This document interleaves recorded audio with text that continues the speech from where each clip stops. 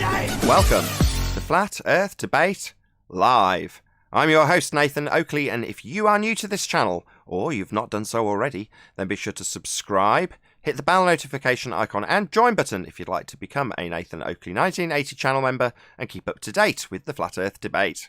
If you would like to support the channel, there is a super chat that runs alongside each of these shows while they are live. There's also a PayPal, Patreon and crypto link in the info box below the video.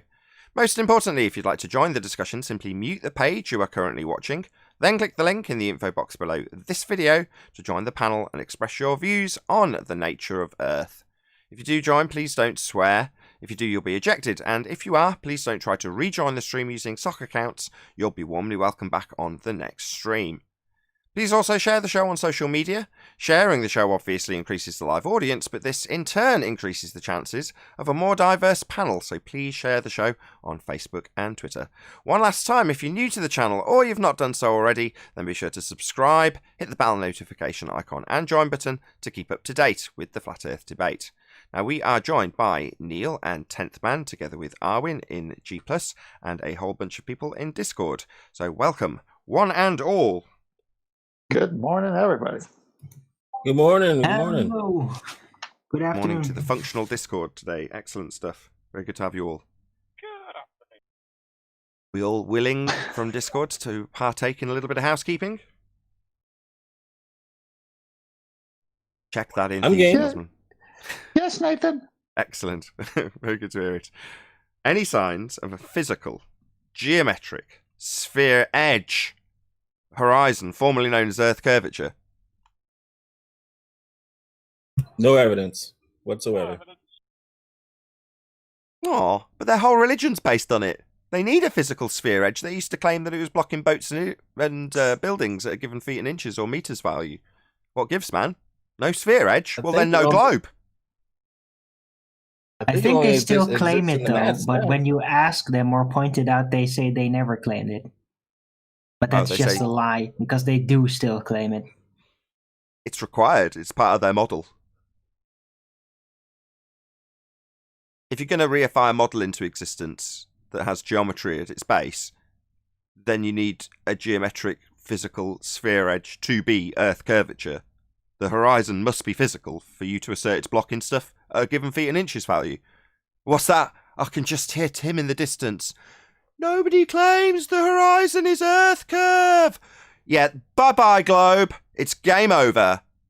The horizon's not Earth curve. Should we all go home? I'm already at home, by the way. You mean they can't discard with a major part of their model? No, they just have to live with forever horrible cognitive dissonance while they tell you that there's a sphere edge getting in the way of this here boat. No one says we can see geometry. This building's blocked by 3 feet. Nobody claims the horizon is Earth curve. They have to go through those sorts of motions, which must be very distressing for them. As a flat earther, it matters not to me. But why are they even arguing then? If they can't show it, then it's not what they say it is. Yeah, it's game over. The globe is indeed dead. We don't have a physical geometric sphere edge for a horizon. Moving on. Any evidence of the distance to the sun? Come on, Discord. It's over there. No, it's not. Just clouds. Anyone in Discord? What is the sun? What it is? Perfect reply. I have no idea. I'm really sorry. A visual side effect. Of what? We don't know. How do you know it's a side It has effect to of it be of then? something, because there's energy involved, and it has to come from somewhere. You're very quiet, Arwin. Are you quite some distance from your mic or something? Yeah. No worries, as long as you're aware. This better? Yeah, miles better. Any evidence of axial rotation of the Earth-based variety specifically? 15-degree movement of the Earth? No. But of the luminaries, the sun? Yes. Yeah, that's claimed to be a direct consequence of their assertion that Earth is turning underneath, right? Yeah, they flip it around. Well, that's Coriolis deviation that's being described there, though. 15 degrees an hour deviation as the Earth turns underneath these lights in the sky. Yeah, but they have a big problem. If the Earth is turning underneath these big lights in the sky, that means anything unattached to Earth would also give us that same Coriolis effect. You mean to say that if Earth was turning underneath to give us a Coriolis effect, I'd launch a drone on the equator and it would fly away from me at 1,000 miles an hour as I turned underneath it? Wow, that never happens, does it? Nope. Another failed argument. I had a question. Isn't the spin debunked when R gets debunked? Aren't they related? Isn't R? I mean, R's bases everything. They base everything on R, but it's spinning around in R. So you take away the R. Yeah, when I specifically say an axis, it's the axis of their sphere that they say is turning. But no, you don't necessarily debunk axial rotation because you could have it as a roundabout. But the assertion is we're moving. The ground beneath your feet, with you attached to it, is supposed to be moving. And things not attached to it would exhibit a deviation.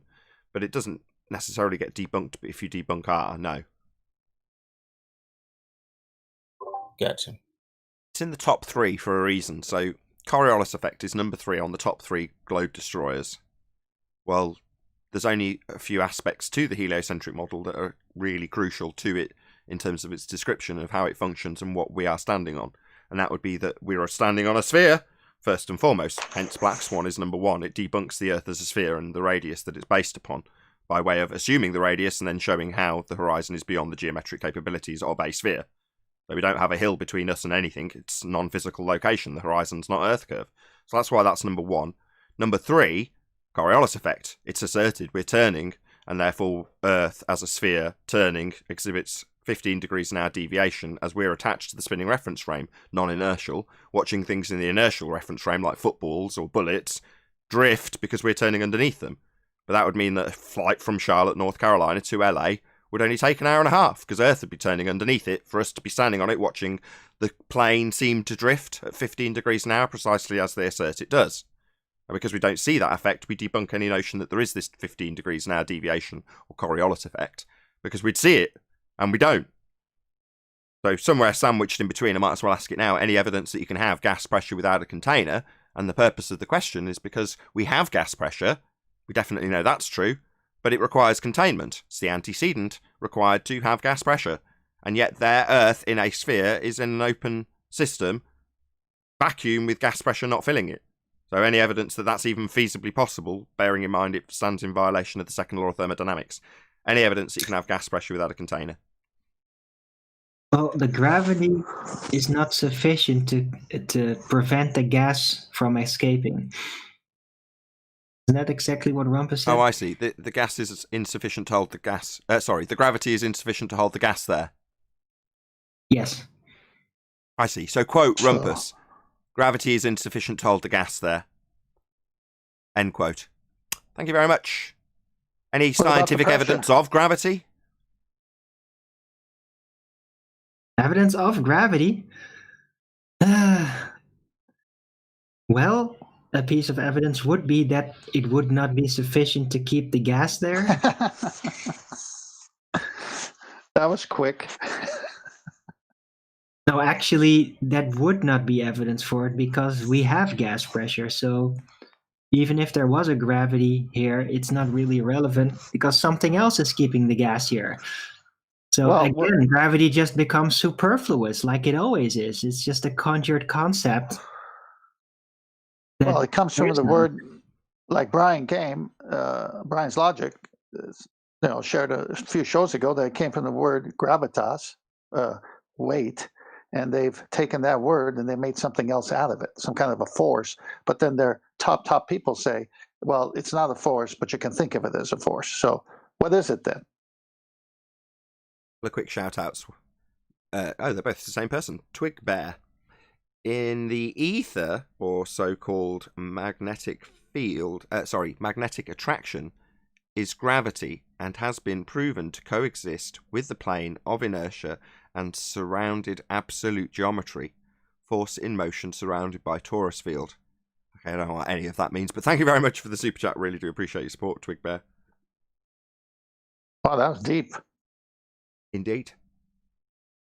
So back scientific to evidence, this thing called gravity, any- that's not a force, but they want us to Torus think field it's a of what? force.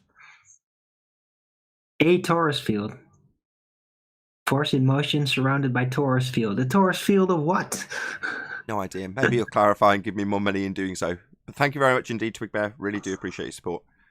Anyone from Discord got any scientific evidence of gravity? Don't be shy.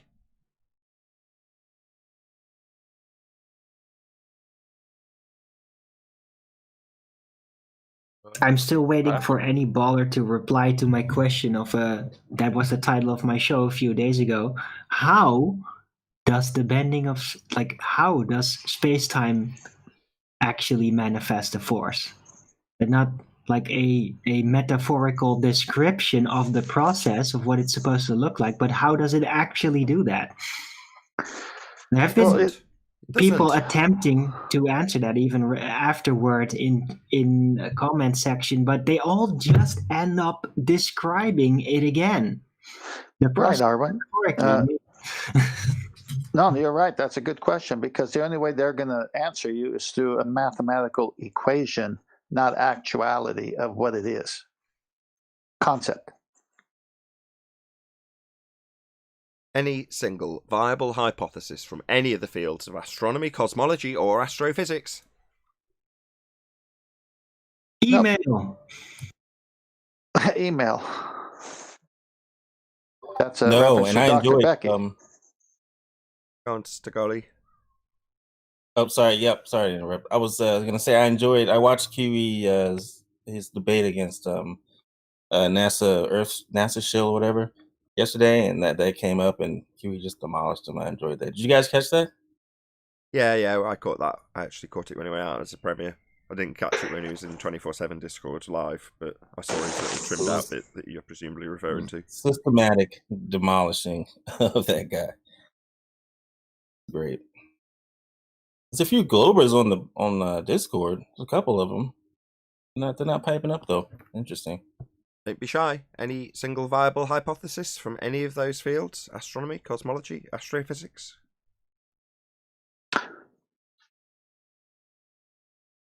Email. Dr. That's Becky going gets to a be reference a almost hard every answer day from now. now on. It's in the junk file, Arwen. You mean in the spam folder? Yep. Somebody trying to offer an answer to that the other day suggested the Big Bang Theory.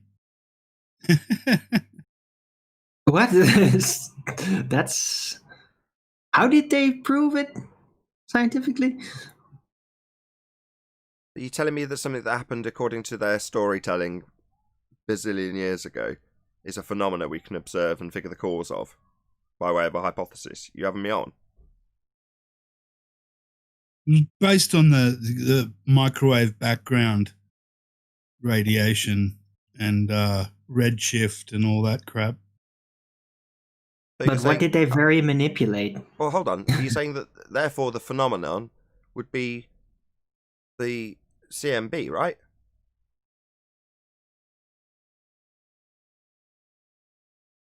Yeah. So that's trying to, with a hypothesis, it would be the establishment of the cause of the CMB. Something you're going to vary to cause that CMB?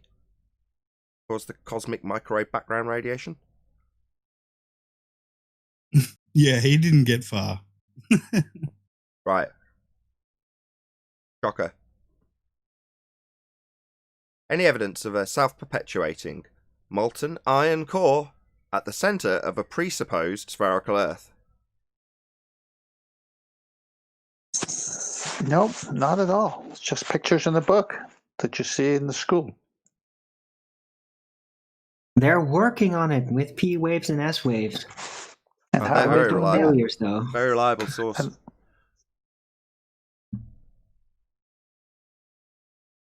What's that, like sonar aimed at the Earth and it's supposed to bounce back and tell you something? Is that what it is? Right. They have plans for the ability to prove it. It's just not really working out so far. Well, I had it for a fish finder and the depth gauge on my boat, so I knew how shallow the water was. But how does that prove a molten iron core? Because if they can accurately predict well enough at certain depths, then they would be able to prove there is a molten iron core if it was there. Molten And iron how did they do when they did this? Right, molten iron core at They the centre haven't. of a presupposed spherical Earth. You just forgot to add that bit. Right. No, I'm thinking about that 8-mile hole in Russia somewhere, and they found things that they were supposed to find things the way that P waves and S waves told them, but it wasn't there. Other things were there. So how reliable is this? Right. So they're still working on it. Oh, I see. Okay. On the ability to be able to prove it if it was actually there. If it was actually there. Of course. They don't know it yet because they can't accurately scan it. So let's see. They get millions of dollars in grants to go try to prove something that's presupposed, begging the question to begin with. What? I don't think who's getting that? Well, I don't think NASA organized that. Well, someone's funding these things. Wasn't it just the Russian government that did the super deep borehole? But what was the purpose for? I don't know. See what's down there? There you go. Someone had to fund it. It was sort of like the space race. It's who it was a race who's going to go deeper into the ground, and the Russians actually were the first. You say the first part again. You're a bit quiet. I've turned you up. Don't say it louder. I was just saying, it was just like the space race, but to the center of the Earth. Oh, I see. So it's see if the Russians can beat us to the centre of the presupposed spherical Earth, and they got 8 miles. And then they looked and saw that the I heard you Americans weren't guys doing on the show anything. say this Hold on, like 10. several Oh, times. 10. Hold on. Say again, Flat Earth Egypt. Sorry, I've heard you several times say that they predicted what they were drilling for, but then it turned out to be something different. But I haven't read anywhere where they actually predicted that. They were kind of like they didn't know what they were doing. Actually, it was all like hit and miss. Oh, really? So you're saying when they weren't actually making predictions, they were just having a... Well, what was it then? What was the point of the P waves and S waves then if they weren't there to do the prediction part of the process? I'm not following. I think it was more, the trouble was more about the drilling process itself, the machine they were using and how it was boring through the hole. That was the struggle of it. Fair enough. Ultimately, just to sum this up, the P wave estimations or P and S wave estimations turned out to be incorrect. In other words, what they thought they were going to drill through, as far as I was under the understanding of, they didn't drill through. They drilled through different materials, proving they're not that reliable. They got it wrong when they were only going 8 miles down. So when they're going 3,000 plus to the centre of the Earth, yeah, it just doesn't compute, unfortunately, for them. Yeah, where did you get that piece of information? I mean, where did you? Is there any source that says this? Nah, just Anthony's always postulated it on the show. I've not even researched it. I don't think the P waves and S waves were directly tied in with the process. I don't think it was even the reason why they did it. It's just that there were geologists that did predictions that probably separately did a scan or were allowed to, while the drillers were just drilling a hole as ordered. I see. So I don't think it was set up as an experiment type situation. I gotcha. So they're not scanning it to say, oh, we'll need this particular drill bit because we estimate we'll go through this material. It's more the fact that people said there are this layer, then this layer, then this layer based on our P wave and S wave measurements. Then they actually drilled it and went, no, it weren't. That's what you're saying, right? Yeah, sort of. And by the way, they're not going to change their drill bits. It's all tungsten, all of it. Sure, but just there's nothing else that can do it. Sure. But yeah, the centre of the presupposed spherical Earth bit, so whoever it was asked earlier, well, isn't the debunking of R taking care of this? Well, yeah, same applies with the molten iron core at the centre of the presupposed spherical Earth. Like when they show their diagram, they'll go, look, here's my presupposed spherical Earth and how the P waves and S waves. I've certainly seen plenty of depictorial representations of how their argument works with P waves and S waves. And yeah, they'll be begging the question when they do it. I absolutely assure you of that. They'll be needing their R value to be confirming it with the P waves and S waves, i.e. affirming the consequent. Talking of it, last but by no means least, any evidence of the R value? Earth, radius. Black Swan.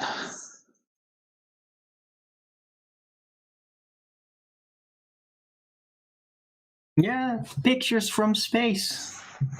No, you can't have space. It's fake. Can't have gas pressure without a container, and they're asserting that the sky is a vacuum to take those pictures from, automatically rendering all of those images fake. Unless they just say it's space, but it's actually not space, and they still did go all the way up there and then photograph the Earth as a globe. I see. So if I say I'm going to go and get you some magic Turkish delight from Narnia, and I just say I'm going to Narnia, and I just get shop-bought Turkish delight, and then present them to you as though they'd come from Narnia, then that's pretty much as good.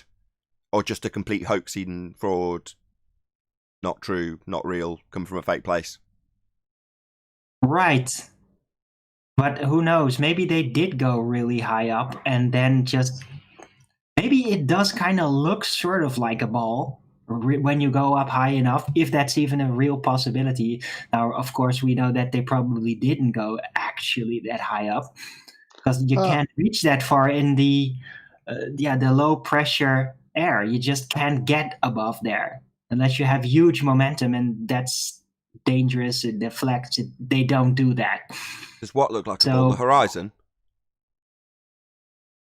Well, who knows? Maybe when you go up high enough, it will... I don't know. I don't think it really will look like that. Like what's it? A ball surrounded by black. I think it'll just look like a giant white haze. Oh, so you do mean the horizon? So a giant ball Sorry? surrounded by black, so that would be the horizon you're referring to then. Yeah, they don't have a physical geometric sphere edge horizon to assert that it's Earth curve edge anyway, Arwin. So even if it did look like a ball when referring to the Earth curve edge that's physical, bending to look like a ball, well, that's not a physical sphere edge. That's a non-actual location, an apparent location. Look it up. Look up what apparent means. Appearing, but not actual. Well, that's not a physical sphere edge that can bend at altitude, Arwin, for them to have it look like a ball. What if instead they just went up in that ship, then they had to contest with the low pressure, so the window they looked through just accidentally made it look like a globe because of the thickness of the glass, and it was all an accident. So they mistakenly just thought the Earth looked like the globe because of that window. Again, it being the horizon, right? So through the window, it is the horizon being reified into a physical location that apparently is bending into a sphere shape according to this description. So you're saying they mistakenly identified the horizon as a physical sphere edge? Yeah, we know, but we've debunked that. They don't have a physical sphere edge. So regardless of what it might look like when they're up in the sky, it doesn't turn it into a physical bending edge of an Earth curve. Right, but it might be very difficult to not reify it if it looks so much like a globe. Yeah, much better to get flat earthers to argue all day long about whether or not that non-physical location's bending, because it's much more useful to have the flat earthers reify it into a flat physical line than a bent physical line, Earth curve edge to block boats and buildings. So much better for us to say, look how flat the horizon is, ultimately playing into their argument that it's a physical edge. It just happens to be bent when we example it as flat earthers, not me personally, you understand? Well, maybe it's just because of reversed terrestrial refraction that when you go up high enough, the flat plane actually will look like a globe. It would be kind of ironic since the opposite's supposed to be happening here on Earth. Well, no, terrestrial refraction requires an R value to bend the light at the rate of the presupposed spherical Earth derived from a physical horizon that is being moved with reverse terrestrial refraction. That needs R. And you need a physical horizon to get R, and they haven't got that anymore. Hey, Arwin, making things unnecessarily complicated, Nathan. Arwin, let me ask you a question. How high do you have to be before Earth curve can be seen based on their presupposition? Well, I think you'd need at least 2 joints for that. No, what you're asking is how high do I have to go for the horizon to become a physical geometric sphere edge, formerly known as Earth curve? Well, no, the altitude doesn't change its physicality, 10th man. The not actual location. Yeah, I know. I know, but Arvin was clever in saying it's the reverse of what they're doing here. So we're here on the surface of what they say is a sphere, and they're saying it's curved, but to us it's flat. And what they say when they go up, it should be more curved, but when high altitude balloons go up, it looks like a plane. So it's like flat. What's this "it's" word? What's "it's"? The horizon again? Yeah. The horizon's not a physical location. It's not a physical sphere edge. It can't block things with its physicality. It's not physical. So yeah, But the if altitude the Earth makes were no a globe, difference. then it would. Correct. No, it doesn't suddenly become physical when you go up high. The horizon is not Well, you would physical. No, you missed if the Earth is a globe.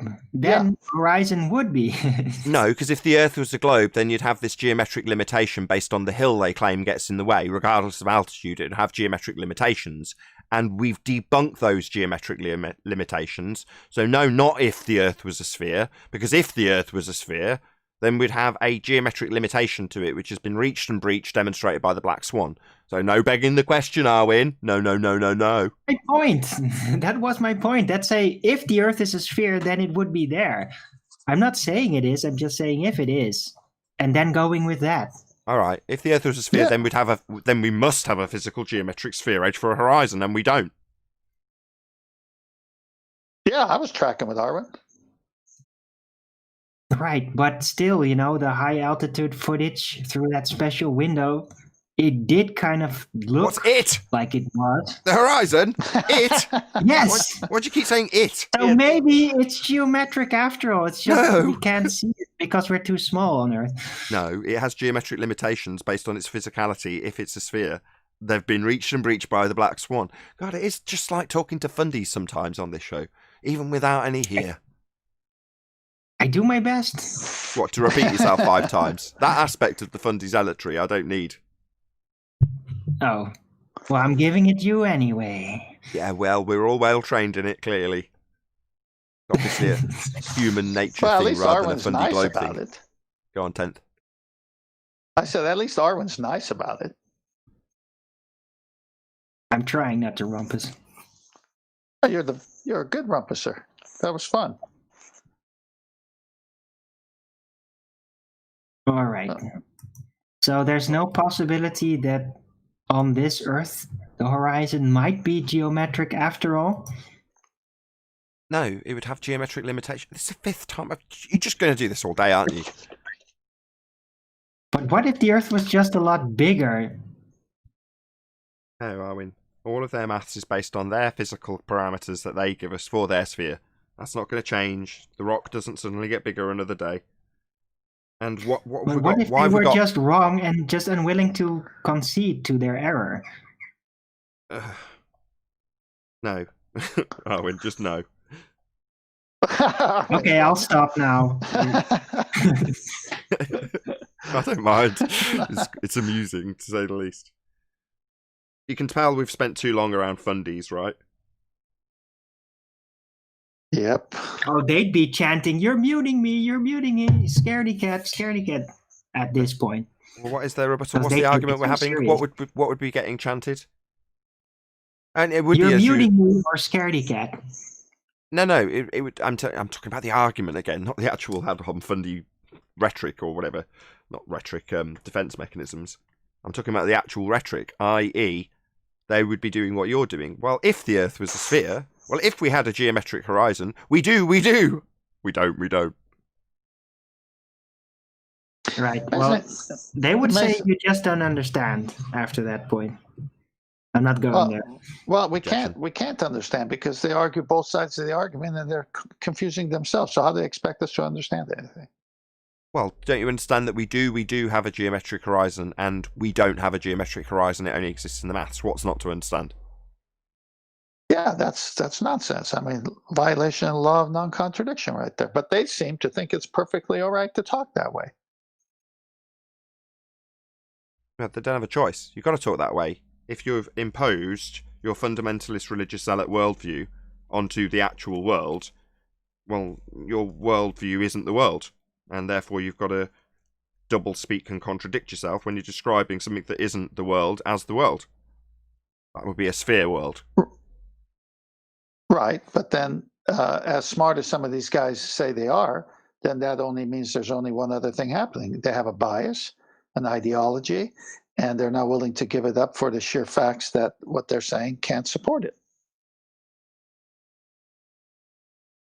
Yeah, that's zealotry.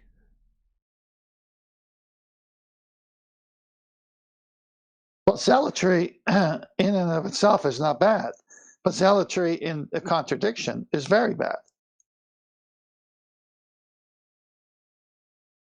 Yeah, you know who the Fundy Zealot is in Matrix? Fundy Zealot in the Matrix. The main Give character. me a clue. What's it called again?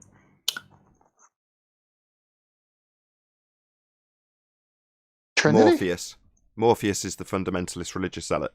Oh, Is- yeah, Ah, Morpheus. yeah, that's, Morpheus. yeah, Yeah, Morpheus. So Yeah, Talks, he would be. talks to Morpheus about having faith in the Oracle. Blind, unquestioning faith. And in spite of Morpheus getting it wrong on 5 prior occasions and killing 5 separate men because he just decided to point his finger and say, "You are the one." I am like a priest or someone ordaining somebody with the ability. And he killed several people as a result of it. But still carries on adhering to the prophecies of what is essentially a computer program designed to entrap him. But because he's got such blind zealotry towards that cause, that would be the cause of the one freeing the people in Zion according to a Matrix program that's telling him so. His blind faith leads everyone to certain paths, and it's taken advantage of. The zealotry is taken very much advantage of by the system that's in control, right? It's just so Yeah, ironic. yeah, That's I what can we see deal that. with here. That's what we deal with. We deal with zealots. Who have bad arguments. they just don't understand. Yeah, but you would think that they could hear themselves when they listen to the show again, or they go to another forum and say, "Yeah, I was on that Nathan Oakley show," and people say, "Yeah, you made a fool of yourself. You contradicted yourself." I mean, they just can't see that for some whatever No, reason. they can't see it. They're just not looking. They're focusing on the reason why they do it. And so that reason is the only thing they see in what they're doing, not the actual separated actions. That's zealotry. It's everything Right. is justified in defense of what they're trying to achieve, even nonsense. So that's Right. the only thing they look at. Yeah, no argument there from me. But the point is, if we take just one of the housekeeping questions, like is there axial rotation? Is the Earth rotating? Is there Earth-based Coriolis? Is there 15-degree movement of the Earth? Well, the Earth is obviously stationary and no one feels it. So, but you're telling me it's happening. Well, there's one way to find out. Let's see what happens if something leaves the Earth, and does the Earth spin underneath it? That's very logical. They can't even see that. Yeah, it's moving too slowly anyway. But their path is pretty blinded, though. I mean, having done that exact research myself, I know how convoluted their explanations are if you look for them. And again, that's intentional. You know, if you leave somebody in confusion with their explanations that are given, some of them being highly contradictory, sometimes in the same sentence, then most average Joe normal won't personally realise that they've just been double spoken to. A lot of people don't recognise what doublespeak is or contradictions. They don't see them as contradictions. They just see them as something that they haven't quite fully understood. Yeah, I mean, I've seen them go there here on the show plenty of times. But when we answer them and we have a back and forth to where we challenge that, how can I put it, supporting evidence they think they have, and then we tear it apart so it's not so supportive anymore. Then they're left with, yeah, you're right. If the Earth is turning and something leaves it, the Earth should be turning underneath that thing. And if it's a drone that's stationary, then that would prove if the Earth is turning or not. But that never happens. All right, let me go back and see what my high priest tells me to say now. Is that basically what they're saying without saying it? No, they go back to the trench level corporals to get that sort of information because they're already down in the trenches by then. Describe what you mean by the trenches. Here, you're only going to be asking those sorts of questions if you're here, coming up against those sorts of arguments. Well, Joe Normal doesn't come up against those arguments. And should he, by just pure coincidence, find himself looking for the answers because he's questioned it off his own back, well, then he'll find himself surrounded in doublespeak that's confusing. Now, whether or not that person recognises it doesn't necessarily mean they'll be led to the questions that would be asked of a high priest, i.e. the contradictions that are laid down here at trench level. Well, if you're at that level, trench level, and you're questioning those things, then you're going to have some trench level fundy that's going to give you the answers. All right, so let's take it to all of us have experienced, I know I have, with normies. So I bring up the subject that use one, if not all three of the housekeeping questions. And they're saying, wow, you make some good points. Now I think about it that way. Yeah, here, let me get back to you. Or, well, that never happens. So what happens is, yeah, but there's no way. I mean, that you're going against all of science. You know, they start saying all those things when it's pseudoscience that they really mean. And so it's almost like there's a natural blockage of accepting it, even though they agree with the logic of it. Three housekeeping questions that we use a lot here. They can't get themselves to say, oops, maybe I have been lied to. I'm going to look into this. There's some block there keeping them from doing it. Yeah, cognitive dissonance. But some of them have it, some of them fight through it, and some of them don't want to know it. Yeah, when Chocolate describes the process of talking to somebody about this, them giving a rebuttal, it being torn to pieces, leaving them with only cognitive dissonance, holding the original position that's been taken to pieces, and Chocolate's explanation or demolition of the argument, they don't want to talk to him anymore. They're like, I don't want to do this. Because it messes up their world in a very literal way. Yeah, indeed. I've seen that happen to me on plenty of topics, not just this topic, where people put their fingers in their ears. No, I don't want to talk about it anymore. Stop. Let's change subject. Yeah. There's a point where people, again, your average Joe, will recognise that cognitive pain and just go, no, I don't want this. Let's just stop this. I don't want to process this. It's not fun. Even more so if they've started off by laughing at you. What you what? You think the earth's flat? Yeah, of course. I see your screen. Denial, anger, bargaining, depression, acceptance with perfect timing. Indeed. Yeah, we're right slap bang in the middle of that, aren't we? We're at the bargaining stage. Typically, we get a lot of denial. And then when people hear the arguments, they get pissed off with it, anger. And then they want to join the show to debate it. Now, the only problem with that is that, generally speaking, they're left with cognitive dissonance, holding both positions, the one that's been destroyed by us and the original position which has been destroyed. So they're not likely to want to move on to depression, because that's not much fun. So they normally regress to anger, normally. No, depression is not fun. Avoid it at all costs. Yeah, but you can get over it. The thing is, past that hurdle of depression, a lot of the anxiety that goes along with the cognitive dissonance and holding both positions simultaneously, you're relieved of it almost instantaneously. And a lot of the paradigm is quite scary. The heliocentric paradigm, there's aspects to it that are quite terrifying. And once you realise that they're not true, life is easier. It's less stressful in terms of how you perceive the world. Now, don't get me wrong, there's plenty of people out there that are terrified by not knowing. That will mess them up. And, plenty of people tell me all about it. Well, either you've got an alternative explanation or I've got to have my current explanation be adhered to. It's just too terrifying to let it go. Now, I get that.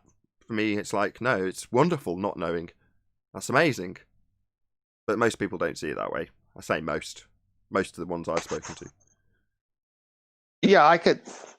Most of my life, I'm going to be my own witness here. So some people may like to not believe what I'm going to say, but I don't have two positions on a subject. I mean, I can't think of one right now off the top of my head where I have two positions on a subject. Now, I probably do, maybe subconsciously, but I'm not aware of it. But I go through life, like you said, without much cognitive pain, because it's like that's that and this is this and that's it. It's like nothing about it is so scary. But then again, I think it's because I don't have two positions on the subject.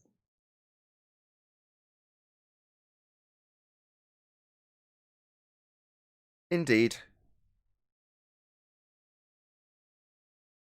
And not knowing is okay. I think not knowing's great. Problem is Yeah, that there's our a lot of opponents will things I don't demand know. that we know an answer to something that they say they've got figured out, and we can show that they haven't. The insistence that we then give them an alternative, it's like, nah, we don't have to do that. We can show how what's been claimed is wrong, and how exciting it might be you that finds out what is actually the case in that regard. Why is the sky blue? I don't know. I know what they say is the cause of that. I know how they say the light's being scattered, and where the light's coming from, and what it's hitting. However, now I don't know that that's true. The world's your oyster. You might be the one to figure that out. But in the meantime, I don't know. And neither do you. Now, you can either accept that, or you can be terrified by it. Yeah, but this is where they want us to come up, at least in this one context. Okay, you've destroyed my model. Show me your model. Yeah, we don't live on a model. It's not necessary. I don't have to give people an alternative when I take apart the heliocentric world. Their demand that they will only fight us on a territory where they have an equal and opposing model to take apart is absurd. We don't live on a model. That's a reification fallacy. I'll defend my position that we don't live on your heliocentric world by pointing out that it's a reification fallacy to assert that we do. Well, the Earth is obviously and observably flat and stationary, motionless. And that's what we all, through our senses, feel and see. And yet their model says it's this. And when we destroy it with the housekeeping questions, then they turn around and say, well, show me yours. I go, you're looking at it. This is all I got too. I mean, what is your senses telling you? What is your eyes telling you? I mean, you see it right in front of you. Do you see a curve? You've been on a plane. Have you seen a curve from a plane? I mean, how high do you got to go to see this thing if it actually exists? And Curve since of we what? destroyed R, Curve of what? it doesn't exist. Curve of what? The horizon again? That's Here what we I'm go saying. again. Yeah, there we go. I'm saying since we destroyed it with the R and the black swan, they got no. I mean, they just need to realize it's over. There's no geometry to back their position. It will be interesting to see how things progress going forward. I think these are the signs of it. Look how quiet the show is. There's no ballers here. People are learning our arguments by us talking about it, which is actually quite nice because the level of the blood pressure is nice and low, and everyone could understand. And Arwen plays a perfect baller. In fact, he's smarter than them. So it's not like we need him, but at the same time, this is the reality. Black Swan killed them. Yeah, so, as I said in the pre-show, I'm more than content so long as the doors to the bar are open. As long as people can join. Don't get me wrong, we've got a full panel right now. Now, there's plenty of people in there that may want to say something at some stage, but given that we cover the housekeeping, go on it, Flat Earth Egypt. Did you want to add something? I was just going to say, the ballers only come out when you're gone, Nathan. They're so scared of you. Well, that shouldn't be the case if they're on the winning side of the argument. Given that consensus says we're on a sphere, you'd think they'd all be for joining and telling me how wrong I am when I point out that we're not, and how we don't have a physical horizon. You'd think they'd be here telling us how we do, and how it matches their Earth curve maths. Well, you're assuming they're genuine. Now, I think scared's the right word, because entering this arena leaves the opponent on the globe side in cognitive pain, and people are scared of that. So by not listening to your show, they can keep their fairy tale? I don't know about whether or not they want to keep their fairy tale, because they want to defend their fairy tale, because there's been aspects of it taken to pieces, so they want to defend how it's still true. You know, that's the bargaining stage in the 5 stages of loss. So they've lost something, and that's why I say they're already been force-fed the red pill when they get here. You know, if you're bargaining over it, it's like, well, you've already had your anger stage. You're already well past that then.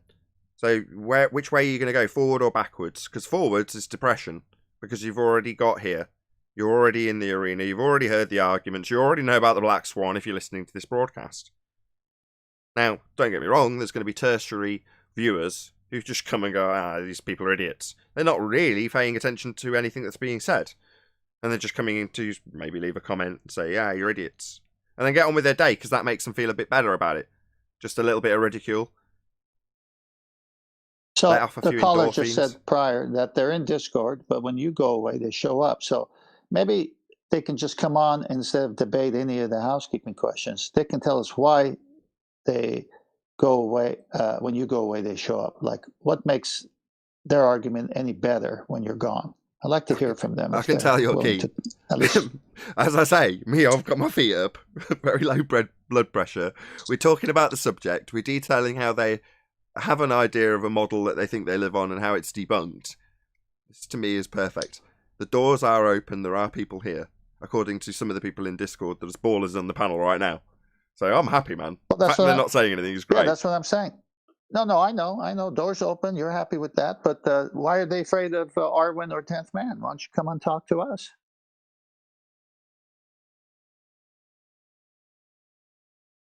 I'm inviting you. Go on, Flat Earth Egypt. No, I was just laughing, man, because they're really scared of it. I'm sure it's your style of debate, man. It's you cut any argument at its knees, man. And they can't handle that.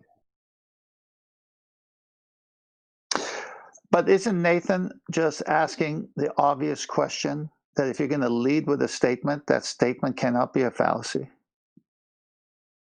Yeah, basically. So what's wrong with that? Well, Everything, if you've got... they fallacy can't to get offer. away with it with Nathan, but they can get away with it with someone like me, like any of the people who follow the show, because basically we know the argument, but the way Nathan does it is just, I don't know, it's scary. Just If repetition. you're a baller, you have to start with a fallacy. There's nothing else you can do. Just repetition. Thank the more you. you do it. So you go back to the early shows, I sat in silence for a huge chunk of those shows because I didn't know the argument. I know how to shut my mouth. You know what I mean? Well, once you learn the arguments and you learn to hear trigger words, keywords, Kiwi, when he was training me up, if you want to look at it that way, pointed that out. He's like, once you know these arguments well, and my insistence on hearing them about 10 times meant that I knew them well. But after actually going through the process of arguing them, they become more and more refined, to the point where you can cut down an argument in a few words, much to the displeasure of your opponent, to the point where they don't want to debate you anymore because they always lose. Well, that should never be the case. We're flat earthers here. What do you mean you're scared to come in because you're worried that you're going to lose? Well, you shouldn't be. You should be asserting your dominance with your winning position that you're on a sphere-shaped earth. You're not. We know it. And every argument and position that you put forward here is going to get demolished within a few seconds. Because you don't have anything. We're not on a sphere. We all know it. The audience gets to hear it unimpeded if you don't come and challenge us. And I'm more than happy for that to be the case. I could talk about this all day, every day. I do.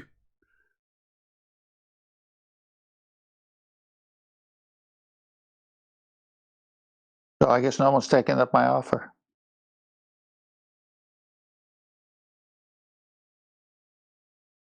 Yeah, but the thing I don't like is they go off and they claim victory all the time. No matter how bad they get their arses handed to them.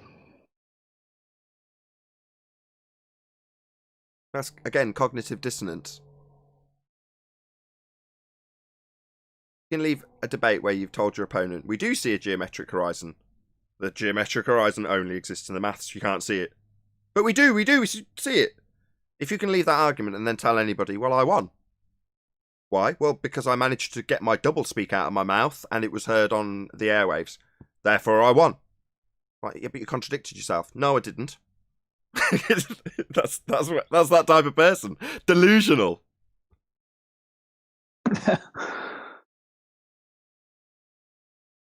No, we got some. Because they assume you can't contradict yourself if you are arguing for the ball.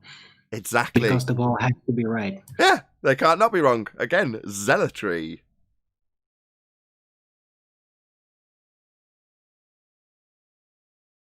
Nobody wants their fundy viewpoint taken to pieces by a flat earther. Clearly. Why would you? Now, are you saying the opposite would be true if it was not a flat earther, but some guy with a lab coat? They'd be more tolerant. Yes. I'm saying that if there's some lab coat guy, as I hesitate to say scientist, which is what you've done better than I, but yeah. If that particular individual, who's all accredited, takes your argument to pieces, there's no shame, right? Well, he's obviously far better versed in this subject than I. Well, yeah, that same principle applies when you come up against a flat earther and they win.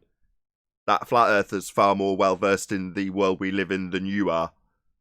But yet, there's respect for the guy that's got a little name tag and a white coat, whereas we get the ridicule. So which is more embarrassing? Getting taken to pieces by a PhD or getting taken to pieces by a flat earther? I'll tell you which is more embarrassing. It's being taken to pieces by somebody considered stupid by the Western world. Well, these people are just idiots. Oh, yeah? Well, go and tell them how stupid they are. We're all idiots, aren't we, right, Globers? Where's all your troops telling us how wrong we are and winning with their arguments? Oh, they're not here. Doors are open, but they're not here. It's because we've won. The Earth is obviously unobservably flat. There is nothing to challenge us on anymore because you can't come and beg the question. Well, that's going to leave you in a position where you don't want to be embarrassed. So why would you come to be embarrassed by a flat earther? Nobody wants that. Big Bear, thank you very much again for the super chat. No R value needed when the Earth is geocentric and stationary, geomagnetic precession and perturbation. How'd you say that? Pertubation. Perturbation. I'm sure I'm saying that wrong. Thank you very much for the super chat, Twig Bear.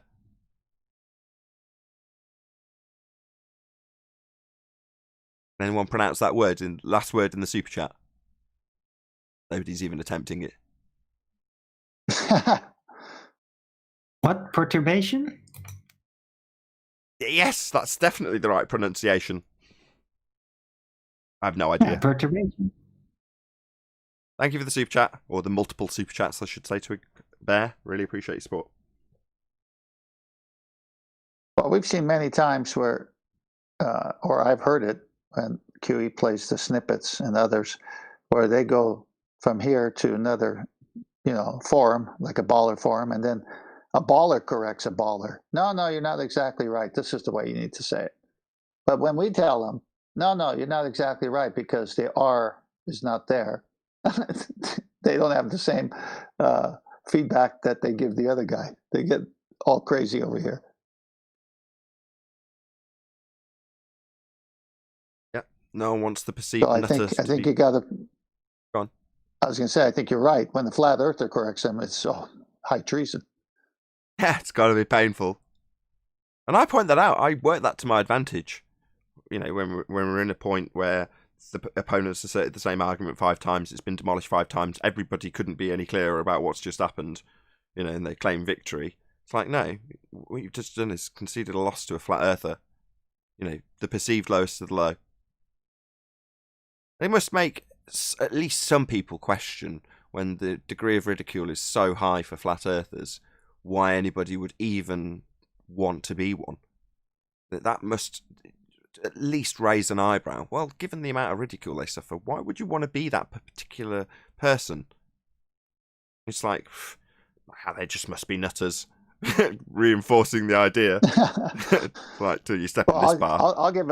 I'll give a sporting analogy to it. So you got a major league team of some kind of grown men, and they say they're the best at what their sport is. And then they take on some high school team who plays the same sport, and every time they play, the high school team beats them up. How many times do you think they want that to be known? Exactly. Yeah, or in the what used to be called the Coca-Cola Cup. I don't follow football anymore since I was a very small kid. But you can have any division team potentially beat a really high Premiership team. They do. It happens occasionally. 4th division team beats Premiership team. It doesn't happen often, but it still happens. Mm-hmm. Who wants that to be highlighted?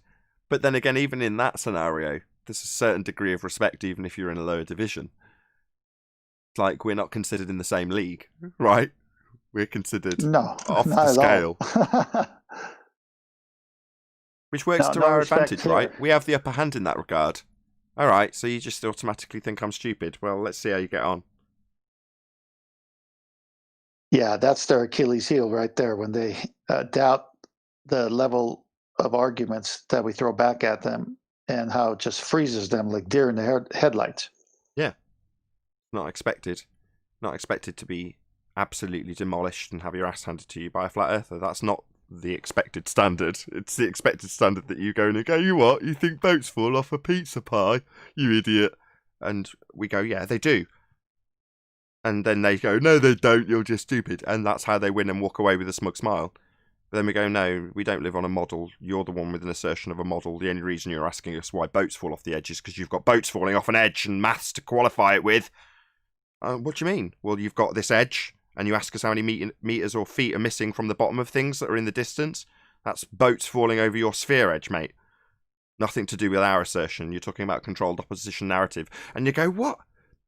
You're just supposed to say something to me and sound like you're dribbling when you do so. Why are you telling me about controlled opposition narratives and sphere edge horizons that I have on a globe when I just want to tell you you're stupid for thinking boats fall off an edge of a pancake?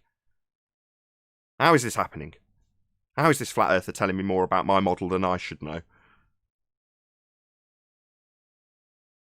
Indeed, that's happened to me so many times where they're so ready to knock me out, and within 5 minutes, they don't want to talk about it. They're so quiet all of a sudden. Yeah, Well, that's my favorite when Nathan says, sit down and let a flat earther educate you. Yeah, that's exactly what I mean. Playing it to my advantage. It's like, no, I'll humiliate you. Why not? You want to sit and ridicule us. That's the standard position. But yet when the tables are turned, yeah, I'm going to reply with the most scorn possible to the people who've come in with the automatic assumption that they're dealing with thickos and that they're automatically right. So no, you're going to sit there and you're going to listen to just how wrong you are based on what you've told me. Why not? Really rub it in. You remember that time I was at the restaurant and the guy who was highly educated who had retired, him and I got in a conversation. I was talking to him about things that I learned on your channel and from all the input from QE and others. And so I'm, feeling confident I could talk about these subject matters. And I start talking to him, and he's eating a pizza and I'm sharing a beer with him, having a good old time. He says, man, where'd you get your education? This has been a really good talk. I mean, I go, well, I just went to high school. And he says, no, you got to have had an education, because no one talks the way you talk without one. He says, look, my brother's a dentist, my sister's this, they're all they got their masters, they don't even talk like you.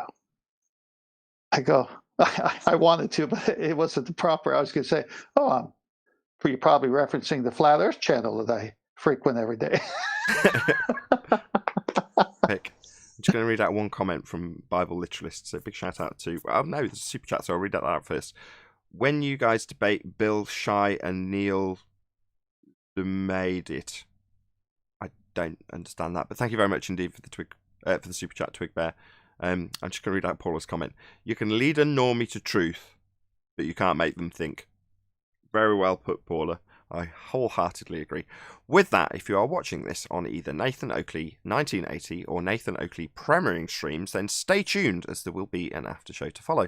Unfortunately, if you are watching this live, this is where we bid you farewell. A huge, massive, enormous thank you to both Discord and Google for making today's live show possible. Once again, stay tuned if you're watching on either premiering stream. I've been Nathan Oakley, and I'll see you all in the next video.